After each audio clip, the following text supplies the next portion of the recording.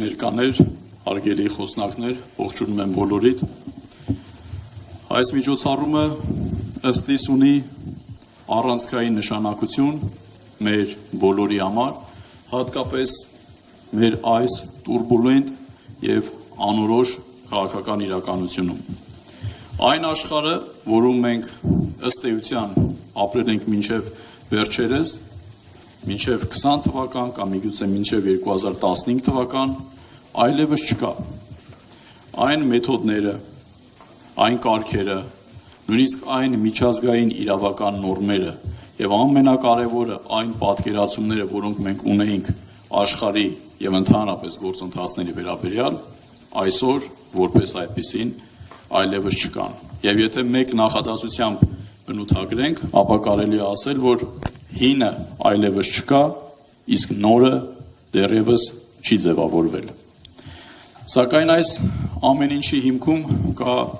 շատ կարևոր մի ոչ թե խնդիր, այլ հիմնախնդիր։ Այդ կարևոր հիմնախնդիրը կամ նույնիսկ պրոբլեմ, եթե կարելի է այսպես ասել, դա կոգնիտիվ ճգնաժամն է, ճանաչողության ճգնաժամը։ Մենք ոչ միայն չենք ճանաչում այլևս աշխարհը, չենք ճանաչում այնտեղ ընթացող խաղի կանոնները, չենք ճանաչում մեր հազարամյա բարեկամներին, հարևանին, եւ ամենակարևորը չենք պատկերացնում մեր տեղն ու դերը, չունենալով նույնիսկ պատկերացում ինքներս մեր մասին։ Ես այսօր կխոսեմ աշխարհակարգի մասին, քանի որ աշխարհակարգը ունի գլոբալ երկու հիմնասյուն, մեկը գաղափարական, մեկը նորմատիվային։ Ես այսօր շատ հակիրճ, քանի որ նաև ժամանակը թույլ չի տա, ես շատ հակիրճ կանադառնամ աշխարհակարգի գաղափարական հիմնասյունին։ Երբ վերջին ժամանակներում համոզված եմ, բոլորդ լսած կլինեք, որ մենք միշտ շատ ենք խոսում դրա մասին, որ աշխարհակարգը փոխվում է։ Ես որպես այդպեսին այդքան էլ համաձայն չեմ այդ եզրույթի հետ, որ աշխարհակարգ է փոխվում։ Հակառակը, աշխարհակարգը ամրապնդվում է։ Քանի որ այն սուբյեկտները, այն հարաբերությունների տրամաբանությունը, որը եղել է դեռ 1648 թվականին Վեստֆալյան աշխարհակարգի ձևավորման ժամանակ, երբ միջազգային հարաբերությունների սուբյեկտ էր ազգային պետությունը եւ նաեւ 1648 թվականը կարելի է համարել հենց ազգային պետությունների սկիզբը, որպես այդպեսին չի փոխվում։ Եվ մենք հիմա տեսնում ենք, որ այս փոփոխությունների հետևանքով գլխավոր դերակատար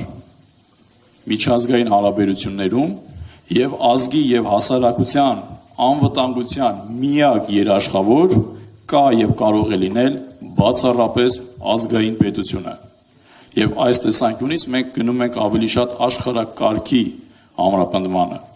Մեկ այլ բան է միջազգային կարգը։ Միջազգային կարգը, որը ձևավորվեց 1991 կամ 1990 թվականից հետո, որի հիմքը լիբերալ ժողովրդավարությունն էր։ Եվ սա տեղի ունեցավ ԽՍՀՄ-ից հետո։ Ես ինչու չեմ ժամանակով ավելի հետ գնում, որովհետև ազգերի լիգան եւ նաեւ ՄԱԿ-ի ձևավորումը չի կարելի համարել միջազգային կարգի ձևավորման ժամանակաշրջան, որովհետև այդ ժամանակ կար որպես այդպիսին 3 աշխարհ։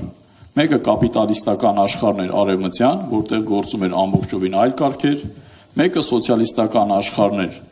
որտեղ գերակայում էր ԽՍՀՄ, որտեղ կային ամբողջությամբ այլ կարգեր, եւ կար որպես այդպիսին երրորդ աշխարհ հասկացությունը, որը մեր լեզվամտածողության մեջ հենց այդ ժամանակվանից է մտել, այսինքն այն մնացյալը, որը դուրս է կապիտալիստական եւ սոցիալիստական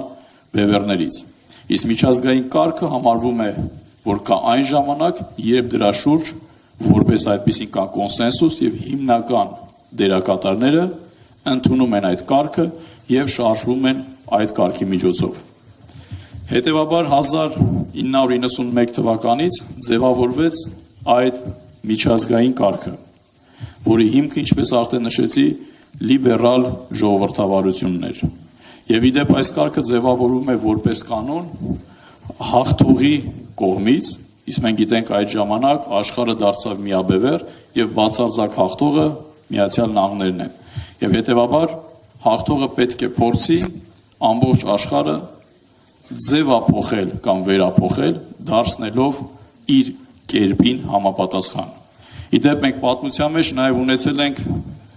սրան նախորդող մի ժամանակահատված, երբ կրկին այդպիսի նման մի իրավիճակ է եղել, երբ 1941 թվականին Բերլինում հունվար ամսին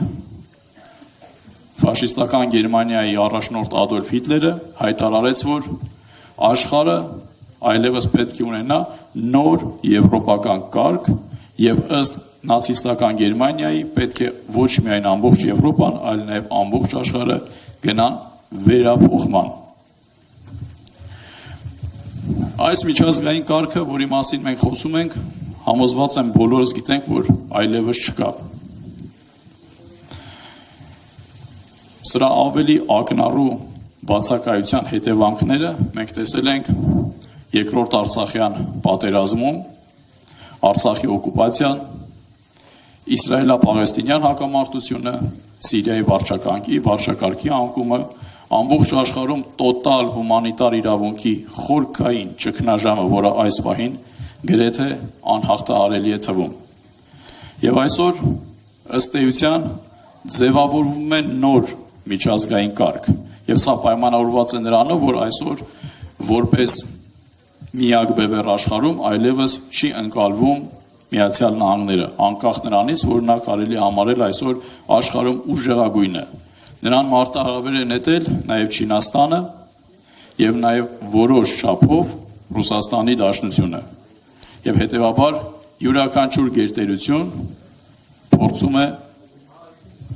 պահանջել իր դերը, նաև իր մասնակցությունը։ Եվ իդեպ նոր ժամանակներում այս միջազգային կարգի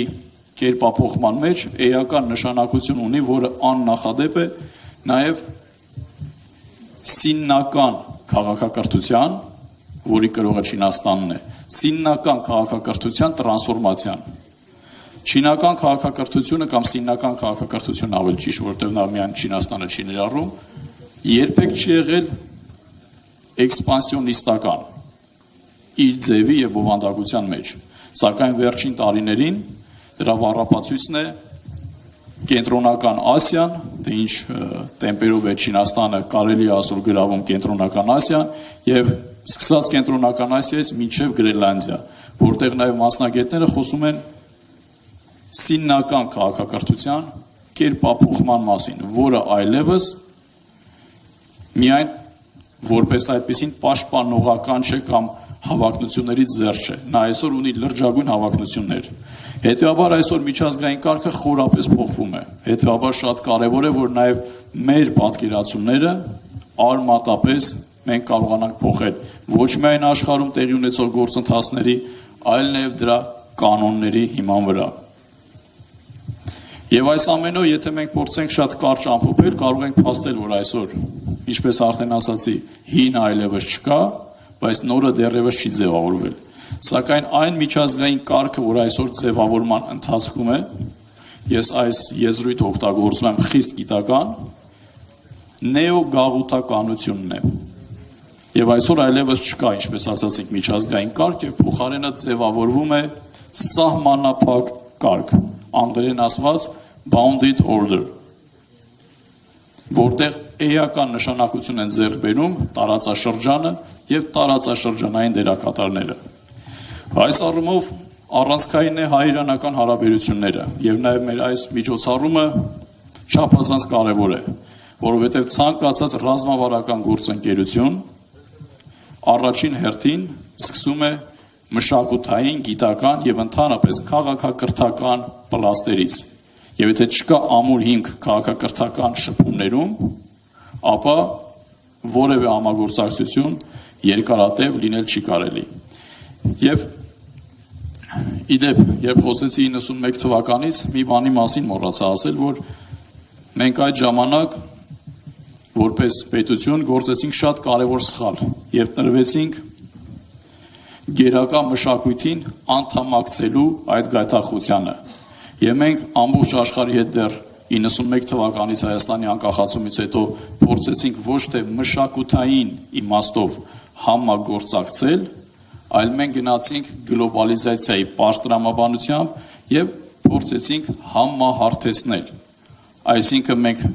փորձեցինք դառնալ մասը գերակա մշակույթի, այն մշակույթի, որը թվացial հաղթողն էր։ Եվ դրա հետևանքով մենք այսօր ունենք նաև խորքային ճգնաժամ, որը կարելի է անվանել ինքնության ճգնաժամ։ Իդեպ այդ ինքնության ճգնաժամը երկու սյուն ունի, որը մի սյունը արժեշահային համակարգն է, երկրորդ սյունը ճանաչողությունը, որի մասին որ ես այսօր խոսեցի։ Հետևաբար մենք այս ժամանակաշրջանում ունենք շատ կարևոր մի առաքելություն, որ մենք պետք է կարողանանք խորքային իմաստով վերաիմաստավորել ոչ միայն մեր քաղաքականությունը, այլ նաև վերաիմաստավորել մեր հարաբերությունները բարեկամ Իրանի Իսլամական Հանրապետության հետ։ Եվ դա չպետք է լինի միայն քաղաքական մակարդակում եւ քաղաքական ասպեկտներով։ Դա պետք է լինի համընկրկուն մշակույթից սկսած, գիտությունով վերջացրած, նաև շատ ավելի տարբեր հարթություններում։ Քանի որ մենք այս ժամանակաշրջանում ունեցել ենք ռազմավարական եւ ունենք ռազմավարական շահի բազմաթիվ հատմանկետեր, բազմաթիվ համագործակցության հատմանկետեր, մշակութային ընդհանուր անցյալ, բայց ցավոք դրա ներուժի նույնիսկ նվազագույն մասը այս տարիների ընթացքում որևիցե կերպ չի օգտագործվել։ Եվ ամփոփելով ելույթս ուզում եմ ասել, որ այսօր կրկին միջազգային կարգի առանցքը ազգային պետությունն է։ Եվ իրականում համագործակցության կարելի է գնալ միայն այն պարագայում, մենք երբ խորապես ունենք պատկերացում մեր ազգային ինքնության վրա մասին եւ որևիցե կերպ մենք չենք փորձի գնալ համահարթեցման, այլ մշակութային հենքի վրա մենք կգնանք խորքային համագործակցության։ Միայն այս տրամաբանությամբ հնարավոր է փոխադարձ զորացնել եւ հաղթահարել այս անվտանգային գոյաբանական աննախադեպ ճգնաժամերը։ Շնորհակալություն։